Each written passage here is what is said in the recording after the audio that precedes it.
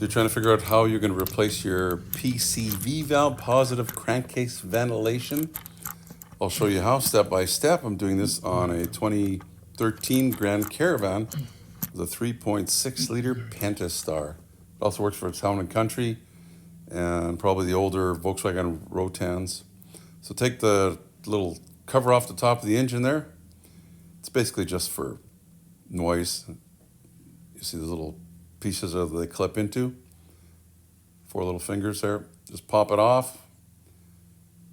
I'll give you step-by-step titled chapters in this video as well. Now this valve is on the driver's side. You follow this little hose. It goes down and around and it stops right there. And it plugs into our valve that we're trying to replace. A little bit tricky to get at. There's some wires in the way that you're probably going to want to move. There's 2 torx screws that go into it that we're going to have to remove to get it out. So I guess one of the first things we can do is maybe figure out what do we need to unhook. So there's one big harness and it's got a whole bunch of wires on it, so we're going to undo those first. So this in our air intake, you push it, it's a little clip, and once you push it, I'll show you from the inside of it.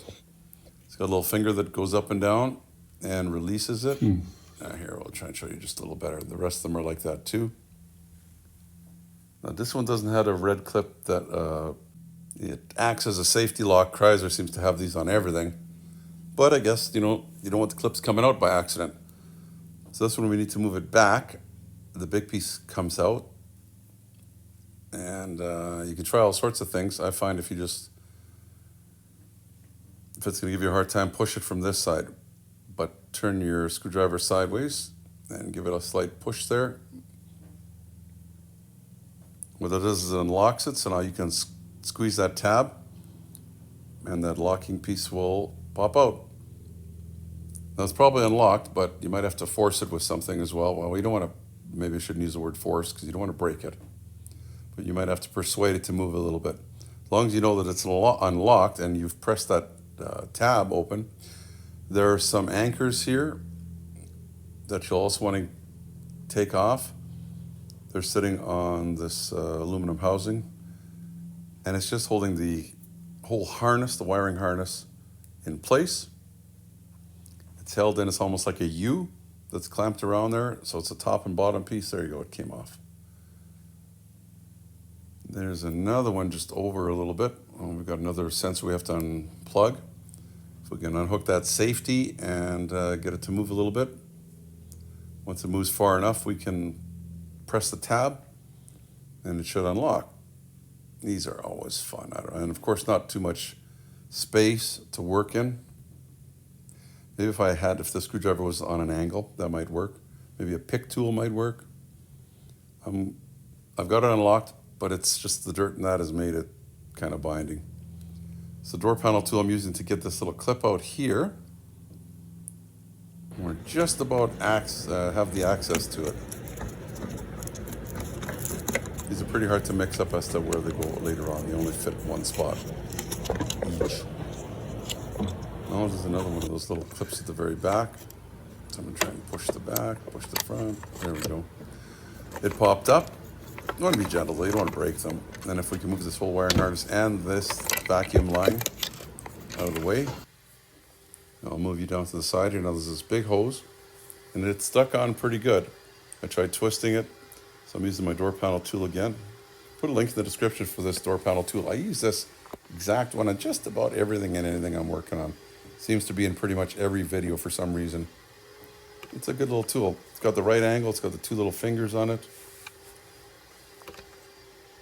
Of course, this is plugged in, the hose is plugged into a plastic piece. It's some kind of a composite plastic, so you don't want to break anything. I got the one side off. Now, if you follow it all the way down, it's hooked on the other side there, but there's a wire in the way as well. So, safest thing instead of breaking the wire is unhooking this too. So I tried persuading this to come out, slip it under the wire. The wire is also held down with, there's a bolt, and the wiring harness just clips onto the top of the bolt. It's a nice little anchor there. If I can just pop it up a little bit, you'll see what I'm talking about. Just pull up on it a little bit now,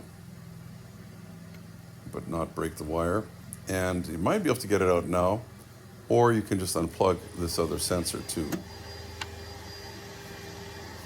I was hoping it was going to come out this way, and it's stuck there pretty good. Seemed to want to twist a little bit, but it just doesn't want to come off this valve. Fun. I did a little bit more twisting. I thought I could persuade it without unhooking one more wire.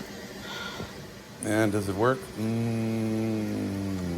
Spoiler alert, not really, but you can try. Like it twists, it turns, why won't it come up? I guess the engineers built it so that it wouldn't accidentally come off. Oh, I did get it out here. Spoiler alert, we're gonna have to take that connector off to put it back in. But there it is. This plastic piece is your PCV, positive crankcase ventilation. A lot of times they'll say PCV valve, but it's positive crankcase ventilation valve. Well, yeah, it works. One more wiring harness anchor that's on another bolt here.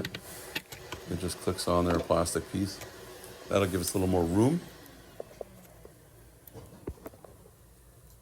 Yeah, see, it's still, I should have just taken this off at the start. Got one of those little anchors there too. A lock, I guess is what it is. If you can move it just out far enough. Sometimes they'll pop out, so try not to lose it. You'll notice, there it went. It just went far enough now. If we can, well, there it came out, just like I said it would. Squeeze this piece down. We'll be able to put it back together after. Squeeze and pull. Easier said than done.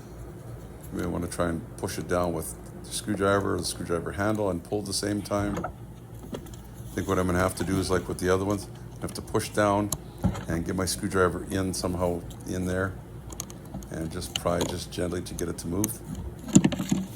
You know, this has already been on here for almost 10 years, so they've never been taken off. So of course they're going to be, with heat and that, who knows, they could have deformed a little bit the shape. Now, are we going to get this out or not? Is there a bolt on top or a screw, I guess? And the screw at the very bottom too. I'll show you another one with it off. You can see this one at the top and one at the bottom on these. And that bottom one is pretty hard to see, pretty hard to get at. A lot of it's going to be by feel. It's a T20 torx bit. I'm using a screwdriver for that. You can also get little torx bits for the end of a ratchet, like for your socket set. Maybe I'll try and put a link in the description there as well. This T20 is used a lot on these vans. Now this bottom one's, like I say, very hard to reach.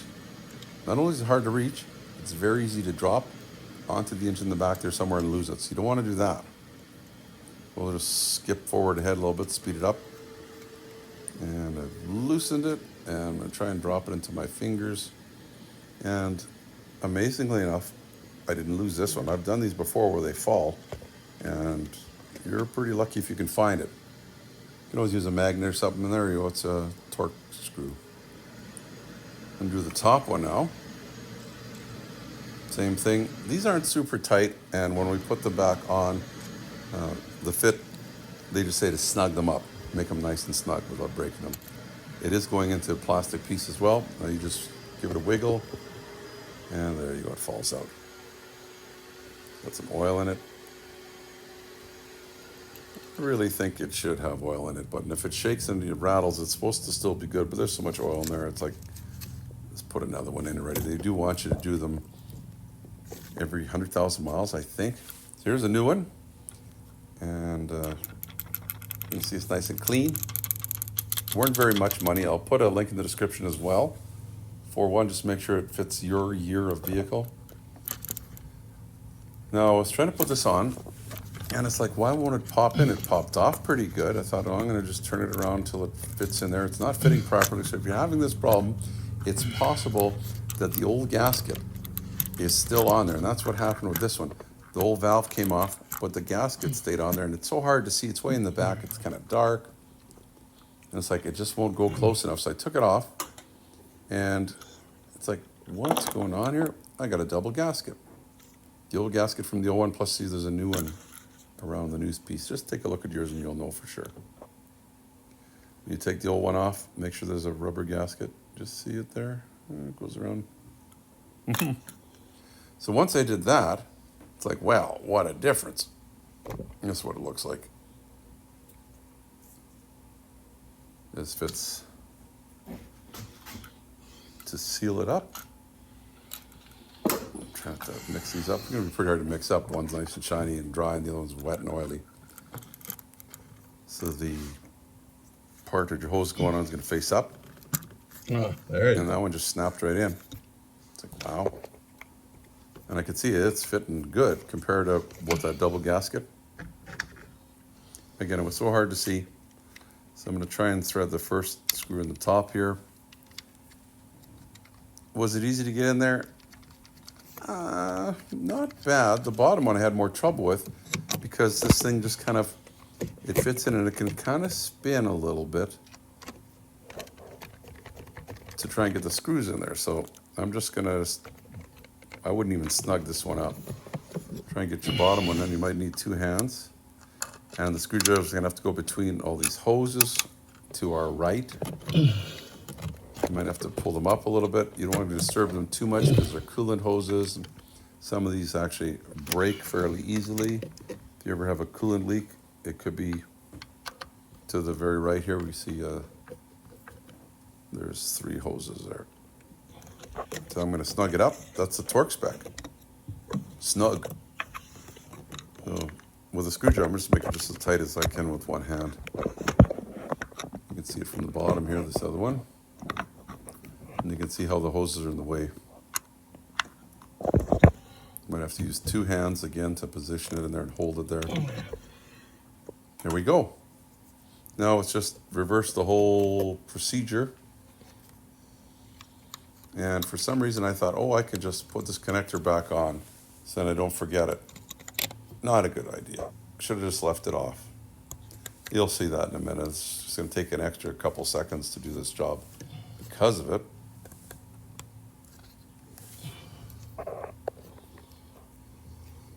And that hose actually goes under the wire. So at first I thought, oh, does it go over and the wire goes under? It's like, no, no, no. The wire is over, the hose is under. Tried a few times. It's like, okay, I can see my mistake. I should have listened to myself. I should have went into the future, saw that this didn't work. Come back in the past, do it properly. So like I mentioned, the smart thing would be not to have put it back on. The wire and the harness and the clip. Just leave it off. But anyway, it's on now. If we can hook this side of it up on the intake, wiggle it around, push it all the way there, it's snug. Make sure our wires are all back. And this clip on the bolt, that's done. You can see the wires on top, just in case you're wondering. That way it's not snagging or pulling on something. Let's put back the rest of the wires as well. It's just a reverse order. And the harness is only so long. And the wires are only so long, so it's pretty hard to put the wrong one in the wrong spot. Plus, if you put all the anchors in that back end too, you'll find out if you're going the wrong way or not. This should just slide in there. Once you put your clips on, if it's on a connector, make sure you push that little red retaining lock back in. That one will fall out. Let's do this harness piece first here. It's got a clip or an anchor. It goes in that flat spot. Sorry. This is really hard. I'm kind of doing this all by feel. You'll have a good spot here right away to see what we're doing. I'm going to plug this one in and push the little clip in. And then the anchor goes on this body, it's the aluminum housing. There's also an anchor back here. And we just have 2 more connections. We have this one vacuum line, put that on, you don't want to forget that. And And then we had this other intake sensor. This one doesn't have the red clip. I don't know if it ever did. More videos on the Grand Caravan. There's a playlist to the top right-hand corner if you want that. Appreciate that. Hopefully you're enjoying this. Thumbs up if you can help me out as well. Put this cover back on the engine. It's just to make it sound a little quieter. Probably where it's really hot out, maybe in the southern states, you may not want it on because it might actually retain heat instead of letting it go. I don't know how much quieter it is. You can subscribe if you'd like as well. There'll be some more information at the very end. Thanks for watching.